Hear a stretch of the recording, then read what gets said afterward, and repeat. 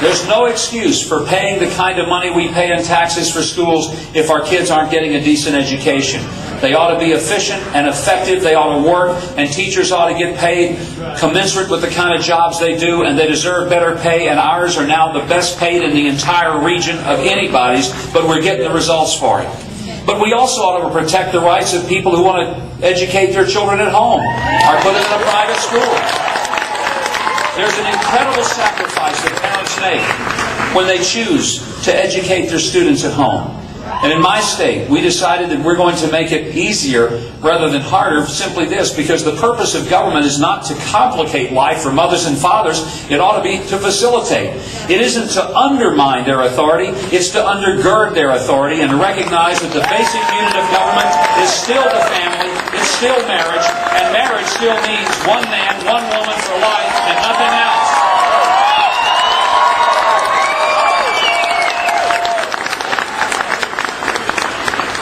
I believe you want a president that you can trust. One who believes what he believes and has some clarity in his convictions. I don't think you want to elect somebody who once believed something and now he's running for president and believes something else and may get elected president and believes yet something else. Folks, when I talk to you about my conviction about the sanctity of life, it's not some view that I decided I needed to have in order to run for president. I did not become pro-life because of politics. I got into politics because I'm pro-life, and I believe that our way that we treat each other as human beings is a picture of our culture and civilization.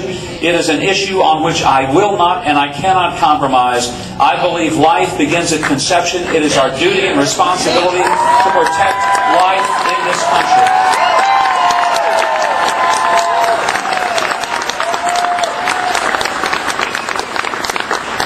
I believe the Second Amendment means something, and I'm not a person that you're going to ever find a YouTube video saying, oh, I think the Brady Bill is great. I think that it's perfectly fine to ban certain firearms from people who are law-abiding citizens, because I don't believe that. And when I hear somebody ask about the Second Amendment, they start talking about they're a lifelong hunter, but turn out they've never even had a hunting license.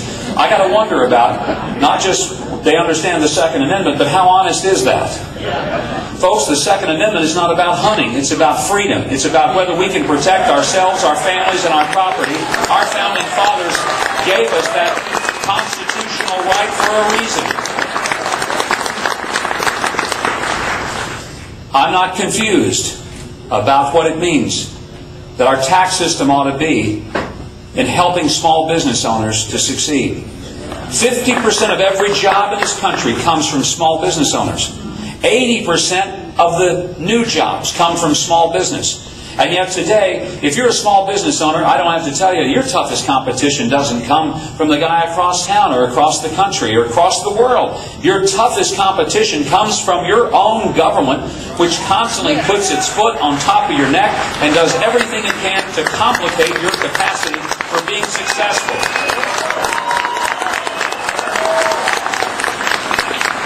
The Republican Party used to be the champion of small business owners and the free enterprise system. We once were those who believed that the greatest thing we could do is to create the kind of market-based system so that if people had a dream of an idea, they wanted to start a business, they could sit down and sketch it out on the back of a paper napkin on their kitchen table and turn it into something and end up becoming a large business, because every large business starts as a small business. But something happened. We started thinking government had more answers than people did. We started thinking it was the purpose of government to have excessive taxation, regulation, and the threat of litigation. And the next thing you know, we've got job migration. Our jobs are going to China, and our people going to the poorhouse. We can change that, and we can fix it, but it starts with some leadership in Washington that says we've got to get rid of the current tax system that chokes the daylights out of individuals and small business people across this country.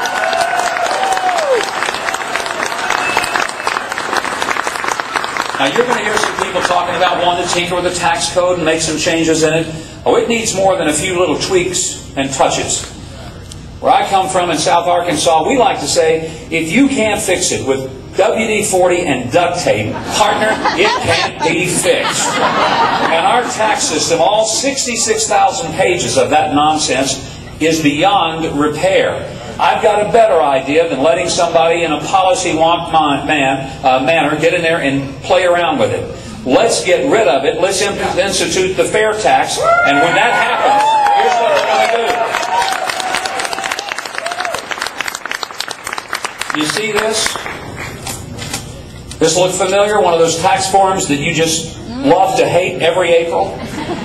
Well, I want to be the president that nails the going out of business sign on the front door of the Internal Revenue Service. I want to put them out of business before they put a bunch more of you out of business. And when we do, this is what we're going to do with the tax form.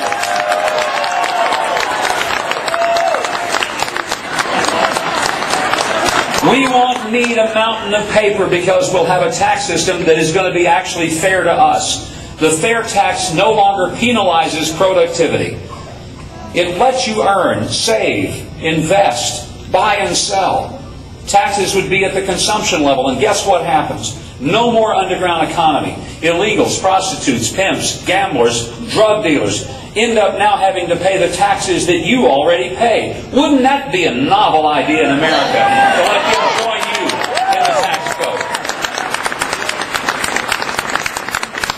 And April 15th would be just another beautiful spring day in America when we get rid of the IRS and we change the nonsense to the common sense and actually give small business owners something better to do with their time and money than fill out a bunch of government paperwork and pay through the nose and find that when they make something in America, they end up with 22% embedded tax in it before it can go to the market. But if it comes from China or somewhere else, they're exempt from that tax, so it comes in here with a 22% advantage before it ever shows up. Now, folks, there's no way in the world that we ought to be competitive when that's going on. The only reason we are is because Americans know how to work hard and produce well. Give us a level playing field, and we will outproduce the world. We'll keep and bring jobs back to this country.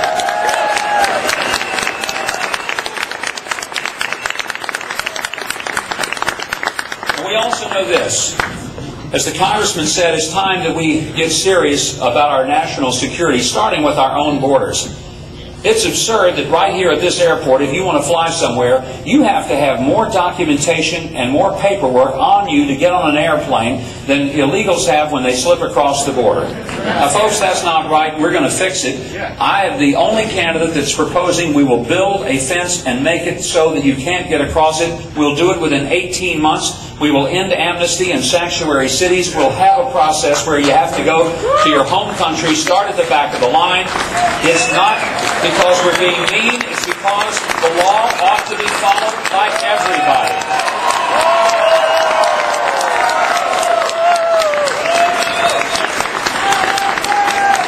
And having secure borders will be followed by making sure that we have the strongest, toughest, best staff, best trained, best equipped, best financed military the world has ever known, because to have real peace for our people and real peace in this world, we need the kind of defense systems that nobody on earth ever wants to mess with.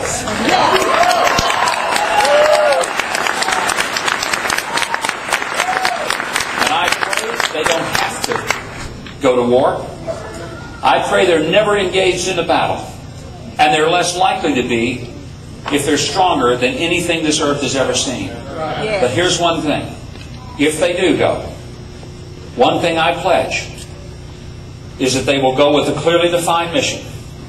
They will go with the most unbelievable unleashing of force that has ever been seen on the face of the earth, and we will not allow politicians to interfere or interrupt the battlefield decisions of the commanders on the ground who have American lives under their command.